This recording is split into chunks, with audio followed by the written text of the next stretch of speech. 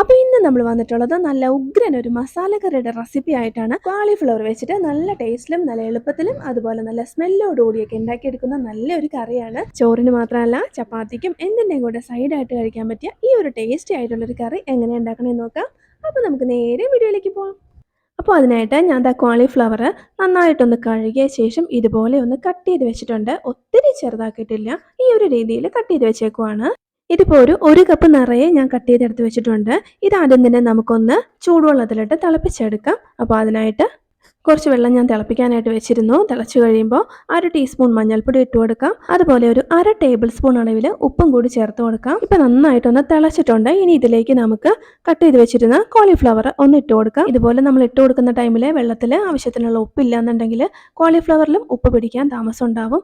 അതിൻ്റെ പേരിൽ ആവശ്യത്തിനുള്ള ഉപ്പ് നമുക്കിതിലേക്ക് തന്നെ ഇട്ട് കൊടുത്തിരിക്കണം. ഇനി നന്നായിട്ടൊന്ന് ഇളക്കി കൊടുക്കുക. ഒരു 2 മിനിറ്റ് മാത്രം ഹൈ ഫ്ലെയിമിലിട്ട് നന്നായിട്ടൊന്ന് തിളപ്പിച്ചെടുക്കുക.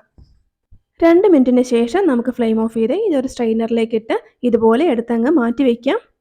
ഇനി ഇതിൻ്റെ ഗ്രേവിക്ക് വേണ്ടിയുള്ള ഐറ്റംസ് ഒന്ന് റെഡിയാക്കി എടുക്കാം. അപ്പോൾ അതിനായിട്ട് അത്യാവശ്യം വലിപ്പമുള്ള ഒരു തക്കാളി ഞാൻ ഇതേപോലെ ഒന്ന് പീസാക്കി എടുത്തിട്ടുണ്ട്. ഇത് നമുക്ക് മിക്സിയുടെ ചെറിയ ജാറിലേക്ക് ഒന്ന് ഇട്ട് കൊടുക്കാം. കൂടെ തന്നെ ഒരു 7-8 ചെറിയുള്ളി ഞാൻ ഇങ്ങനെ തന്നെ ഇട്ട് കൊടുത്തു. ഇനി ഇതേപോലെ ഒരു ചെറിയ കഷ്ണം ഇഞ്ചിയും കൂടി, കൂടെ തന്നെ ഒരു 5-6 വെളുത്തുള്ളി അല്ലിയും കൂടി ഇട്ട് കൊടുക്കാം.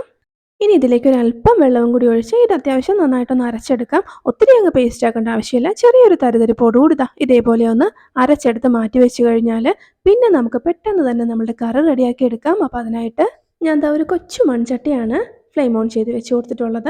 ഏത് പാത്രം വേണമെങ്കിലും എടുക്കാം. ഞാനിപ്പോൾ ഇത് എടുത്തതേ ഉള്ളൂ. ചൂടായപ്പോൾ 2 ടേബിൾ സ്പൂൺ അളവിൽ സൺഫ്ലവർ ഓയിലാണ് ഒഴിച്ചു കൊടുത്തത്. ഇനി ഇതിലേക്കൊരു 1/2 ടീസ്പൂൺ കടുക് ചേർത്ത് കൊടുക്കാം. കടുകൊക്കെ നന്നായിട്ടൊന്ന് പൊട്ടിക്കഴിയുമ്പോൾ ഇതിലേക്ക് 2 വലിയ സവാള ഇതേപോലെ ചെറുതാക്കി ഒന്ന് കട്ട് ചെയ്ത് നമുക്കിതിലേക്കൊന്ന് ചേർത്ത് കൊടുക്കാം. സവാള പെട്ടെന്നൊന്ന് വഴണ്ട് കിട്ടാൻ വേണ്ടിയിട്ട് ഒരു 1/2 ടീസ്പൂൺ മാത്രം ഉപ്പും കൂടി ചേർത്ത് കൊടുത്തു. ഇനി ഹൈ ഫ്ലെയിമിലിട്ട് 2 മിനിറ്റ് നന്നായിട്ടൊന്ന് ഇളക്കി കൊടുക്കുക. കൂടെ തന്നെ ഇതിലേക്ക് നമുക്കൊരു 2 പച്ചമുളക് ഇതേപോലെ ഒന്ന് പിളർന്നും കൂടി ഇട്ട് കൊടുക്കാം. നല്ല എരിവുള്ള പച്ചമുളക് ആയതുകൊണ്ടാണ് ഞാൻ 2 എടുത്തത്. എരിവ് കുറഞ്ഞതാണെങ്കിൽ ഒരു 3 വരെ നമുക്ക് ഇതിനായിട്ട് എടുക്കാം.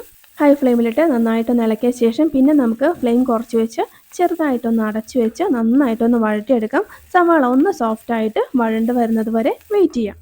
അപ്പോൾ സവാള അത്യാവശ്യം നന്നായിട്ടൊന്ന് വഴണ്ട് വന്നിട്ടുണ്ട്. ഇതുപോലെ വന്നു കഴിഞ്ഞാൽ പിന്നെ നമുക്കിതിലേക്ക് പൊടികൾ ഇട്ട് കൊടുക്കാം. ആദ്യം തന്നെ ഒരു ടീസ്പൂൺ അളവിൽ മഞ്ഞൾപ്പൊടി ചേർത്ത് കൊടുക്കാം. 1 ടീസ്പൂൺ അളവിൽ മല്ലിപ്പൊടിയും കൂടി. ഇനി ഒരു 2 ടീസ്പൂൺ അളവിൽ സാധാരണ മുളക് പൊടി ചേർത്ത് കൊടുക്കാം.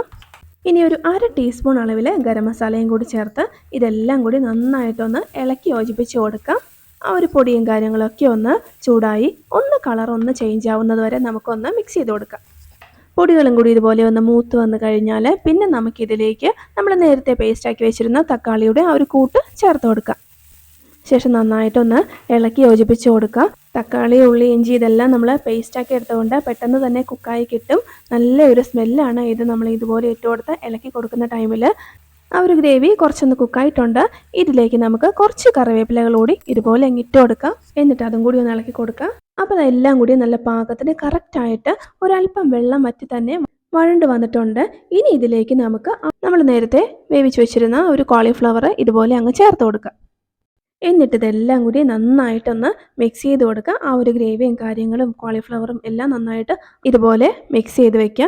അതിനുശേഷം ഒരു 2-3 മിനിറ്റ് ഇത് നമുക്കൊന്ന് അടച്ച് വെച്ച് ലോ ഫ്ലെയിമിൽ ഒന്ന് കുക്ക് ചെയ്തെടുക്കാം. 2 മിനിറ്റ് മാത്രം മതി. അതിനുശേഷം നമുക്ക് ഇതിലേക്ക് ഗ്രേവിക്ക് ആവശ്യമായ വെള്ളം ഒഴിച്ചു കൊടുക്കാം. എത്രത്തോളം ഗ്രേവി വേണമോ അതിനനുസരിച്ച് വെള്ളം ഒഴിച്ചു കൊടുക്കാം. ഞാനൊരു 1/4 കപ്പ് അളവിൽ വെള്ളം ഇതിലേക്ക് ഒഴിച്ചു കൊടുക്കുന്നുണ്ട്. നമ്മൾ ആ ഒരു തക്കാളി അരച്ചെടുത്ത ആ ഒരു ചെറിയ ജാറിലേക്ക് തന്നെ അല്പം വെള്ളം ഒഴിച്ച് കലക്കി ഇതിലേക്ക് അങ്ങ് ഒഴിച്ച് കൊടുത്താൽ മതി. ഇനി ഇത് നല്ലപോലെ ഒന്ന് മിക്സ് ചെയ്ത് കൊടുക്കുക. അതിനുശേഷം ഹൈ ഫ്ലെയിമിലിട്ട് നന്നായിട്ടൊന്ന് തിളപ്പിക്കാം. ഇതുപോലെ തിളച്ച് കഴിഞ്ഞാൽ പിന്നെ നമുക്ക് ഉപ്പ് വേണം നോക്കാം. നോക്കിയിട്ട് ആവശ്യമുണ്ടെങ്കിൽ ഇട്ട് കൊടുക്കുക. ഞാൻ ഒരു 1/4 ടീസ്പൂണോളം ഇട്ട് കൊടുത്തിട്ടുണ്ട്. നന്നായിട്ടൊന്ന് ഇളക്കുക.